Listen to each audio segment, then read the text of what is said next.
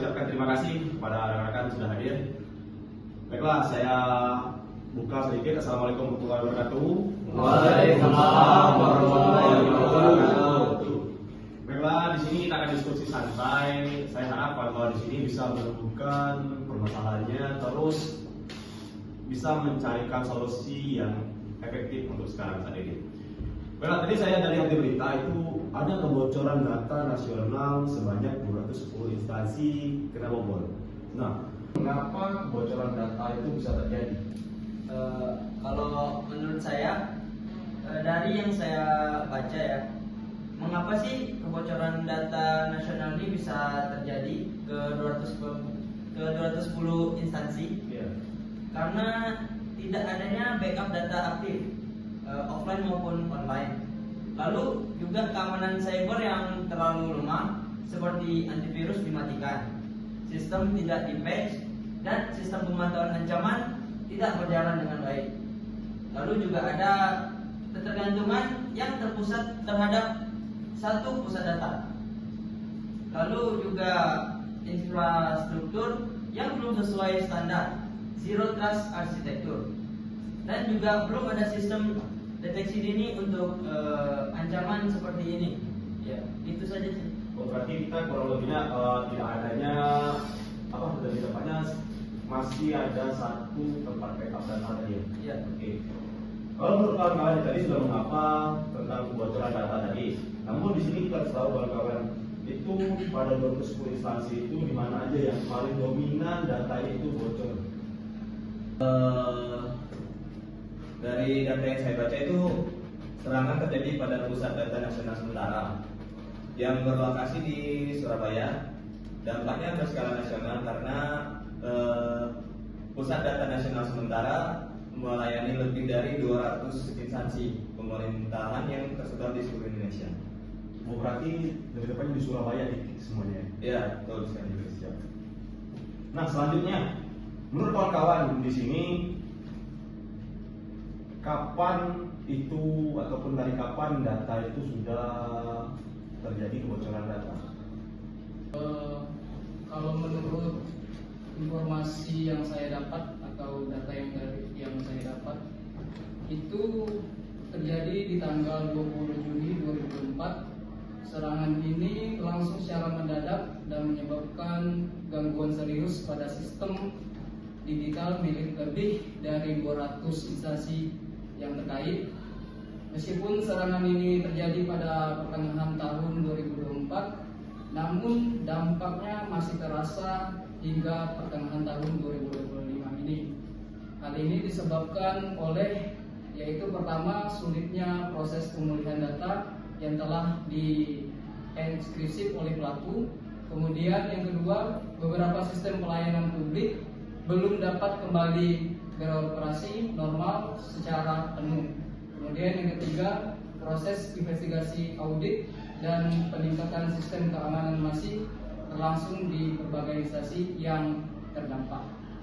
Artinya, meskipun waktu serangan ini sudah lewat lebih dari 1 tahun, efek dan kerusakannya belum sepenuhnya selesai ditangani hingga saat di tahun 2025. Tapi sampai sekarang masih terasa ya. Jadi kita sudah bahas soal bagaimana, mengapa, di mana dan kapan. Yang harus kita ketahui dulu penyebab. Jadi kita sudah ketahui nih kapan terjadi data nasional ini bocor. Bahkan sampai sekarang masih terasa dampaknya. Apa sih penyebab data nasional ini sehingga bisa terjadi kebocoran? Ada yang bisa menjawab? Jadi berdasarkan data, apa penyebab bisa terjadinya kebocoran data ini?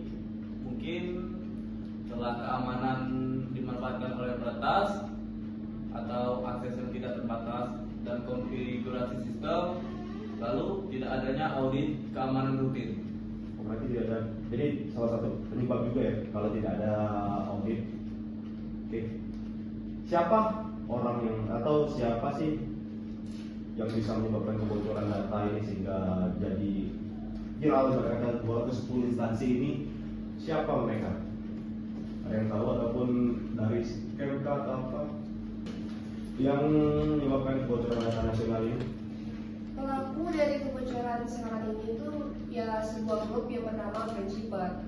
Nah, diduga sebagai dalang utama dalam serangan ransomware ini. Nah, mereka itu bisa seperti menyusup ke sistem PDNS2, menenkripsi seluruh data penting milik pemerintah dan kemudian menuntut kembali dengan tebusan sebesar 8 juta US dollar dalam bentuk mata uang kripto agar data bisa dipulihkan. Nah, grup ini termasuk kategori Advanced Persistent Threat atau APT, yaitu kelompok peretas yang melakukan serangan yang terorganisir dan memiliki motif ekonomi serta kemampuan teknis tinggi.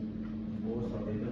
Namun bagaimana cara kita untuk menghadapi masalah dengan kebocoran data ini? Izin menjawab. Jadi ini teman-teman, menurut apa yang saya cari tahu dari informasi, bagaimana penanganannya? Penanganan kasus kebocoran data ini dilakukan beberapa tahap sama pemerintah lewat beberapa lembaga. Yang pertama, investigasi dan forensik digital. Pemerintah langsung menurunin tim dari BSSN atau Badan Siber Sandi Negara, Kominfo, dan juga Polri buat ngecek secara digital. Yang pertama, nyari tahu apa jenis malware-nya. Ternyata nama dari grupnya itu Brand Chipper. Dan yang kedua, melacak siapa pelaku dan bagaimana cara mereka bisa masuk ke dalam sistem. Untuk yang kedua, recovery data atau pemulihan. Karena datanya banyak yang kena, proses recovery-nya dibagi menjadi 2 tahap. Yang pertama pakai tahap data cadangan atau backup. Instansi yang masih punya backup itu diprioritaskan terlebih dahulu. Jumlahnya cuma 44 dari 282 instansi. Data mereka dipulihkan dan sistem mereka dihidupkan ulang biar bisa melayani pelayanan lagi. Untuk tahap yang kedua, membangun sistem baru. Nah, buat instansi yang tidak punya backup, yaitu sekitar 239 instansi, harus dibikin ulang dari nol untuk sistem barunya. Pemerintah bikin sistem baru, terus kalian memperkuat keamanannya biar tidak gampang dibobol lagi. Untuk soal tebusan, pemerintah nggak belak-belakan bilang tebusan dibayar atau enggak, tetapi ada laporan yang bilang bagaimana sebagian data kayak NIK, rekening, dan nomor HP, dan juga NPWP itu sudah dijual ke pihak ketiga dengan harga 121 US dollar. Jadi untuk soal penanganannya emang harus ada pembenahan dari segi teknologi, manajemen data, dan sampai edukasi soal keamanan siber sandi. Oh, seperti itu. Oke. Jadi kita sudah tahu ya dari bagaimana tadi caranya. Mungkin kita bisa bahas sedikit dari rekan-rekan di sini punya rencana aksi ataupun action plan yang bisa kita bahas secara jangka baik itu jangka pendek, menengah ataupun jangka panjangnya. Dulu kawan-kawan di sini ada yang punya rencana ataupun nanti kita diskusikan di sini bagaimana kita membuat rencana aksi. Ada yang bisa memikirkan atau yang ingin berbagi solusi rencana aksi seperti apa? Izin menjawab. Mungkin kalau dari saya untuk rencana aksi jangka pendeknya yaitu kita juga meningkatkan mulai dari peningkatan sistem keamanan TI-nya yang berupa seperti menerapkan enkripsi data sensitif. Di dalamnya terdapat data address dan data in transit, di mana itu yang sangat-sangat berharga dan tidak boleh sampai kebocoran. Kemudian harus menggunakan firewall, antivirus, dan deteksi intrusi atau IDS atau IPS yang mutakhir. Kemudian menerapkan sistem autentikasi ganda seperti MFA untuk semua akses penting. Kemudian yang paling utama dan dominan menurut saya sebagai sadarnya pelatihan dan edukasi untuk para pegawai, di mana harus mengadakan pelatihan rutin tentang keamanan cyber, phishing, dan penanganan data, supaya untuk kedepannya nanti itu tidak ada lagi kecerobohan kecil maupun besar yang akan terjadi dan berdampak besar bagi diri sendiri maupun instansi, dan membentuk kebijakan penggunaan teknologi yang aman di lingkungan instansi. Menurut saya itu saja. Berarti itu untuk solusi jangka pendeknya. Ya. Jadi menurut kawan-kawan tadi kan sudah kita dapat solusi jangka pendeknya. Kalau menurut solusi jangka menengah dan panjangnya itu apa? kira-kira menurut kita bisa lakukan? Mungkin gini, rencana aksi jangka menengah dan jangka panjang yang bisa kita lakukan itu salah satunya sertifikasi vendor, TI dan pembaruan kontrak keamanan yang pertama. Yang kedua, pelatihan intensif ASN tentang keamanan cyber. Yang ketiga, penyusunan ulang SOP tanggap insiden. Nah, yang jangka panjangnya itu seperti modernisasi infrastruktur digital nasional. Yang kedua, pembentukan pusat tanggap darurat nasional atau yang bisa disebut National Cyber Response Center. Yang terakhir itu kolaborasi strategi dengan sektor swasta dan akademisi. Mungkin itu. Oke, itu fungsi jangka panjang menengahnya. Oke, terima kasih kawan-kawan. Kita nanti hasil diskusi kita ini akan kita coba bawakan apabila nanti ada sesi ataupun tempat kita untuk membahas ini dengan pemerintah. Kita akan coba diskusikan hal yang kita diskusikan pada hari ini. Oke, terakhir kesimpulan dari acara ini apa? Kesimpulan dari diskusi ini ada yang ingin menyampaikan? Jadi menurut kawan-kawan di sini bisa menyimpulkan dari pembahasan diskusi kita pada hari ini. Untuk saya, Boleh silakan. jadi dari saya mendengar percakapan dari rekan-rekan sekalian membahas tadi, saya menyimpulkan sedikit tentang apa yang kawan-kawan bahas tadi. Jadi untuk diketahui bahwa ransomware ini adalah salah satu ancaman paling berbahaya yang dapat mengakibatkan kerugian finansial, bahkan kehilangan data penting, gangguan operasional, dan kerusakan reputasi organisasi. Berdasarkan analisis kawan-kawan tadi, yaitu 5W1H, serangan ini dilakukan oleh kelompok kriminal cyber dengan tujuan memperoleh keuntungan finansial melalui metode enkripsi data dan permintaan tebusan. Serangan dapat terjadi kapan saja dan di mana saja, menargetkan individu, perusahaan maupun instansi pemerintahan. Untuk menghadapi ancaman yang ransomware ini, kita perlu strategi penanganan yang komprehensif yang mencakup pencegahan, deteksi dini, penanganan cepat, dan pemulihan pasca serangan.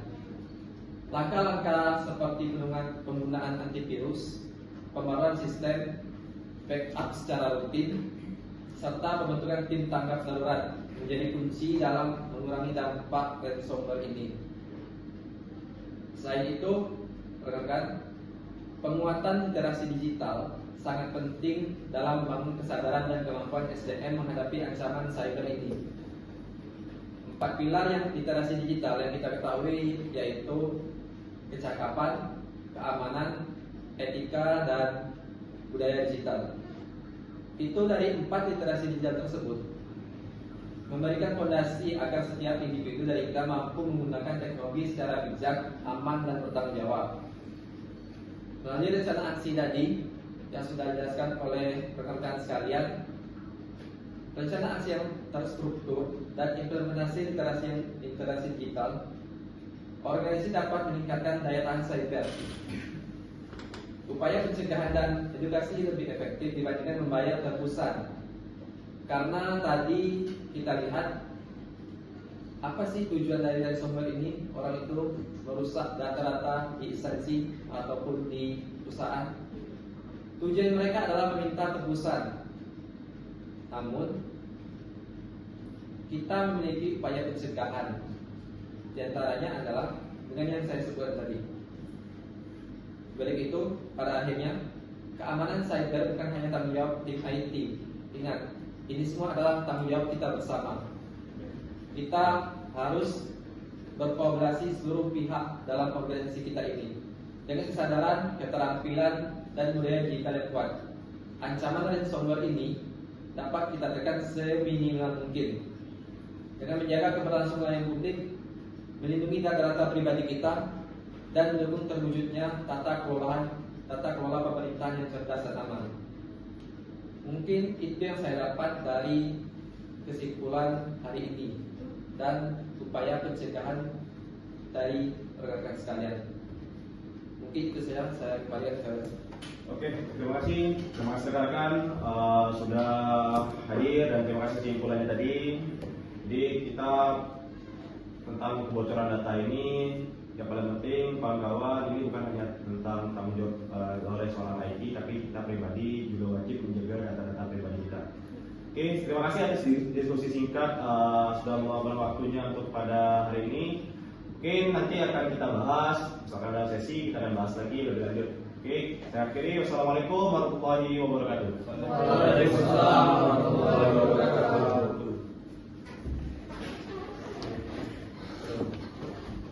Terus.